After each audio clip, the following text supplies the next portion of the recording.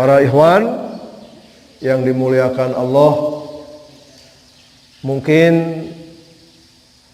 kita bertanya-tanya tentang maksud dari ayat ini. Kenapa? Karena ayatnya mengatakan idza ta'akum lima yuhyikum. Apabila Allah atau Rasulnya memanggil kalian untuk sesuatu yang memberi kehidupan kepada kalian. Dengan kata lain, ada sesuatu yang bisa membuat hidup lebih hidup. Yang bikin kita penasaran, mungkin ayat ini mengajak kita untuk melakukan sesuatu yang bisa membuat hidup lebih hidup. Padahal saat ini kita kan masih hidup. Masih hidup nggak? Masih ya. Nah, kalau kata Pak Amir, kita bangun dari kematian. Kematian yang sebentar Pak ya, maksudnya adalah tidur. Itu yang terekam dalam benak saya ketika Pak Amir ceramah. Luar biasa. Nah, para ikhwan dan akhwat yang dimuliakan Allah, timbul juga pertanyaan, apakah Allah menganggap hidup yang kita jalani sekarang ini bukan hidup yang hakiki? Sehingga Allah kemudian katakan, apabila Allah dan Rasulnya memanggil kalian kepada sesuatu yang memberi kehidupan kepada kalian. Karena kita semua ini masih hidup. Mungkin ada juga yang menebak, oh ayat ini kayaknya sih memerintahkan kepada kita untuk cari penghasilan, cari nafkah. Bukankah di masyarakat kita cari nafkah itu disebut cari penghidupan? Betul kan? Nah, kalau kita tidak punya uang, tidak punya sesuatu yang bisa kita konsumsi, bisa kita makan, nah kita nggak bisa bertahan hidup lama katanya.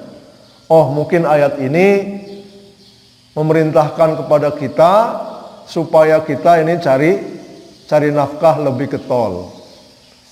Mungkin seperti itu ada yang mengira ya. Atau mungkin ayat ini mengajak kita untuk menjaga kesehatan.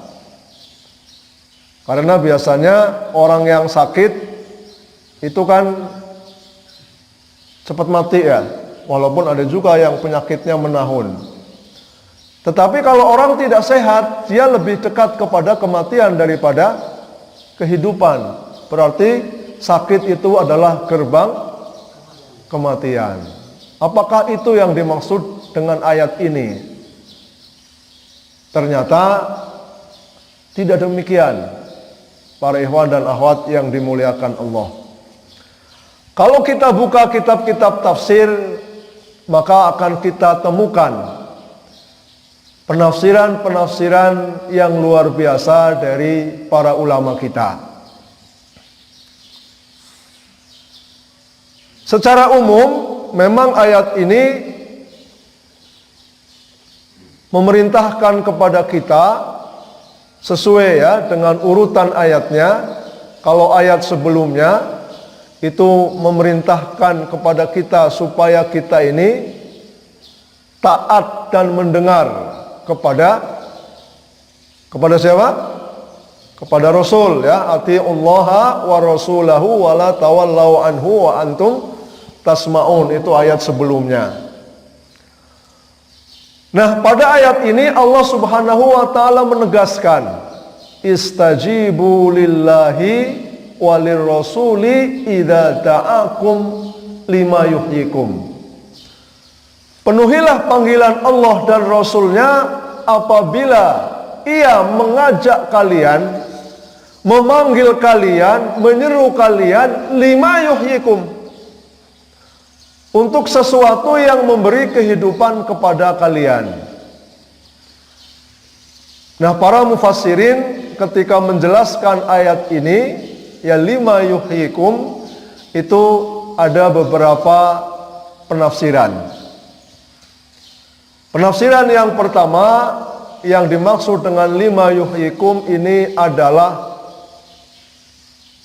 tambihun walaisa takhidun.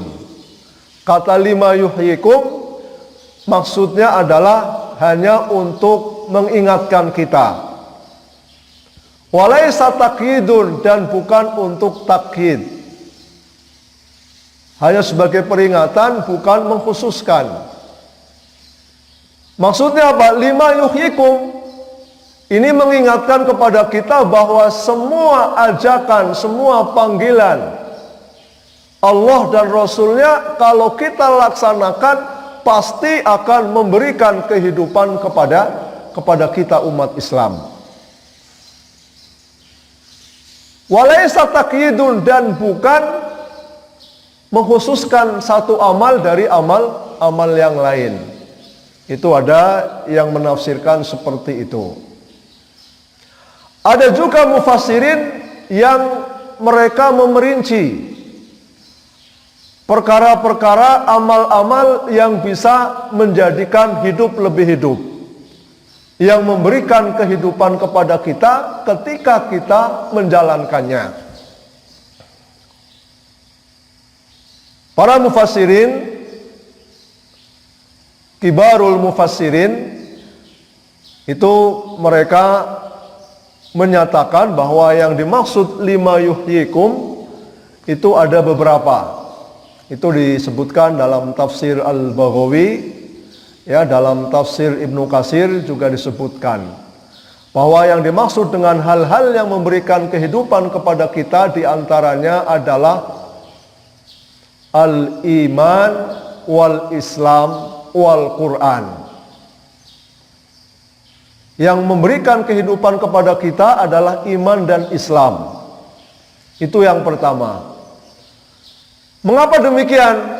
Dalam salah satu ayatnya, yaitu dalam surah Al-An'am, Allah Subhanahu wa taala menggambarkan, afaman kana maitan fa ahyainahu. Apakah orang yang mati kemudian kami menghidupkannya? Yang dimaksudkan pada ayat itu, orang yang mati adalah orang yang mati hatinya, yaitu orang-orang yang hatinya masih dalam kondisi kekafiran, hatinya tertutupi dengan kekafiran sehingga tidak hidup. Dengan demikian, ketika kita mengamalkan iman dan Islam, kehidupan kita ini akan menjadi kehidupan yang lebih hidup. Orang-orang kafir itu masih hidup, tapi oleh Allah katakan maitan, hakikatnya dia mati. Mati hatinya, walaupun jasadnya itu hidup. Makanya juga dalam hadis yang lain, masalul ladzi yadhkuru rabbahu wal ladzi la yadhkur kamatsalil hayy wal mayyit. Perumpamaan orang yang berzikir kepada Tuhannya dengan orang yang tidak berzikir, kata Rasulullah, kamatsalil hayy wal mayyit, sama dengan perumpamaan orang yang hidup dan orang yang mati. Orang yang senantiasa berzikir kepada Allah, hatinya penuh dengan Allah, yang ada dalam hatinya hanya Allah, hidup hatinya. Karena hatinya hidup, maka hidupnya lebih hidup. Sementara orang yang tidak pernah berzikir, tidak pernah ingat kepada Tuhannya, hatinya tidak ada nama Allah di dalamnya, maka hatinya adalah hati yang mati. Orang yang hatinya mati, hidupnya walaupun dia masih bernyawa, masih bernafas, sama dengan orang yang tidak hidup. Gelap. Seperti itu. Ini yang pertama. Nah, kemudian penafsiran yang kedua, yang dimaksud dengan lima yuhyikum, sesuatu yang memberikan kehidupan kepada kalian, adalah Al-Quran, yaitu Al-Quran. Karena apa? Karena Al-Quran ini memang bisa menghidupkan menghidupkan hati yang mati.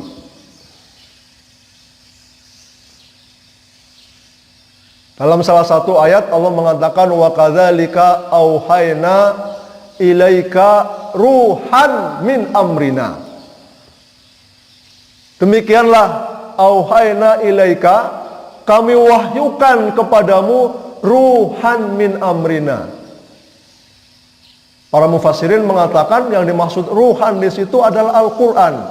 Allah umpamakan, Allah sebut Al-Qur'an itu seperti ruh untuk jasad kita. Maka orang yang tidak membaca Al-Quran, hatinya mati, hidupnya tidak hidup. Demikian juga kita sering membaca ya, innalladzi laisa fi jawfihi syai'un minal Qur'an kal baitil kharib. Orang yang dalam hatinya tidak ada sedikit pun dari Al-Quran, tidak ada hafalan sedikit pun dalam benaknya, dalam hatinya, ayat-ayat Quran itu seperti rumah yang rusak.